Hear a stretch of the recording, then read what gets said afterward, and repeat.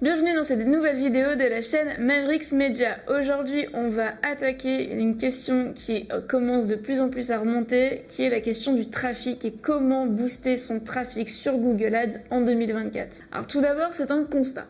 On remarque que depuis le début de l'année, il y a quand même des grosses baisses de trafic qui sont observées si on laisse ces comptes en tant que tels sur l'ensemble de ces canaux marketing. La vérité, elle est encore plus observable sur Google Ads, car on observe aussi un effet de concurrence, là où la hausse de CPC n'est pas nécessairement comblée par la hausse des budgets. Alors rien de dramatique au sein de son compte, il faut juste retravailler un petit peu la structure et de revoir dans un premier temps ses objectifs. Pourquoi revoir ses objectifs est important? C'est parce que on a tendance à avoir des campagnes qui sont essentiellement à la conversion, qui est un achat, que vous pilotez peut-être au CAC ou au COS, selon votre manière de piloter plutôt de manière globale. Et ces campagnes-là, elles sont vraiment très bas de funnel, où on s'oriente vraiment à la conversion et le revenu généré. Là où finalement, générer du trafic, c'est une campagne qui est plutôt haut de funnel, qui a quand même plutôt tendance même à être du coup du tofu. Donc c'est là où c'est très important avant de mener une quelconque campagne d'acquisition, c'est d'abord d'être en phase avec l'objectif. Ici, vous cherchez à amener du trafic sur votre site et non à le convertir avec cette campagne. Ça va s'activer plus tard avec vos autres campagnes plutôt de conversion, mais quand on va créer une campagne d'acquisition, on ne cherche qu'à faire venir des gens sur notre site. Alors, comment on fait une campagne d'acquisition sur Google Ads ? On a tendance à vouloir se lancer sur Demand Gen. Demand Gen, pour rappel, c'est quoi? C'est les campagnes Discover qui ont migré et qui tournent sur les plateformes Discovery, Gmail, YouTube et YouTube Shorts.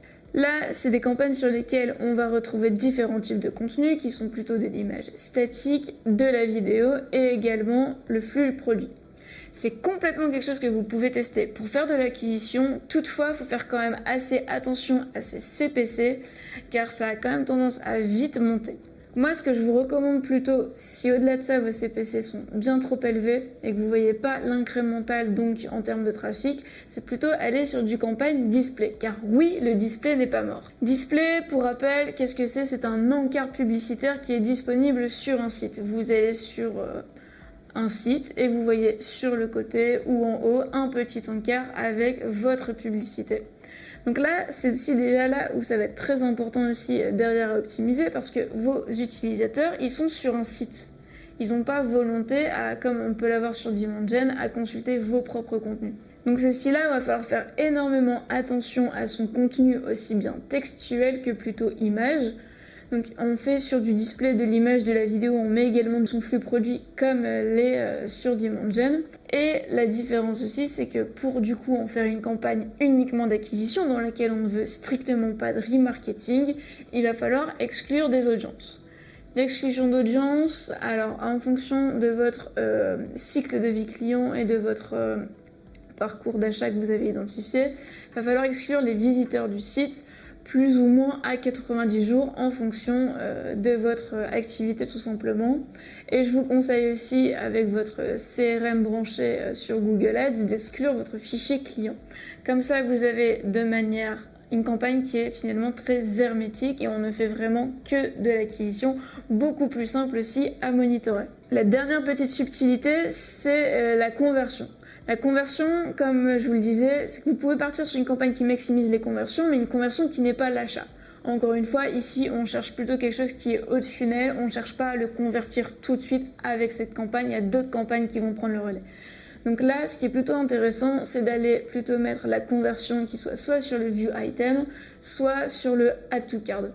C'est des choses qui sont beaucoup plus hautes funnel et donc qui va vous permettre de capter beaucoup plus de personnes et aussi de faire vraiment du volume, ce qui est vraiment tout l'intérêt d'une campagne d'acquisition. Une fois que cette campagne tourne, on va faire attention vraiment au pilotage. Attention à ne pas retomber dans les travers. Cette campagne cherche à faire de l'acquisition et non de la conversion de l'achat. C'est pour ça que c'est le genre de métriques où on peut surveiller très légèrement son CAC, son taux de pub, mais on va surtout être très vigilant sur le taux de clic et le CPC pour aussi capter un petit peu la concurrence sur ce type de campagne. Le taux de clic aussi qui permet de tout simplement voir si vous amenez ce trafic, parce que si vous amenez énormément d'impressions mais vous amenez pas les clics, vous n'amenez pas le trafic vers votre site, la campagne n'a aucun intérêt puisque c'est l'objectif principal. On fait quand même bien attention parce que cette campagne-là, elle a pour finalité à plus long terme d'amener sur d'autres campagnes ou d'autres canaux marketing complètement pour faire de la conversion. Donc là, c'est plutôt sur le mix marketing. Il faut quand même qu'au bout d'un certain temps, vous arrivez à capter que cette demande-là, qui était du coup du trafic, a fini par convertir. Et donc ça, on le fait sur des outils d'attribution tels que Google Analytics 4, tout simplement.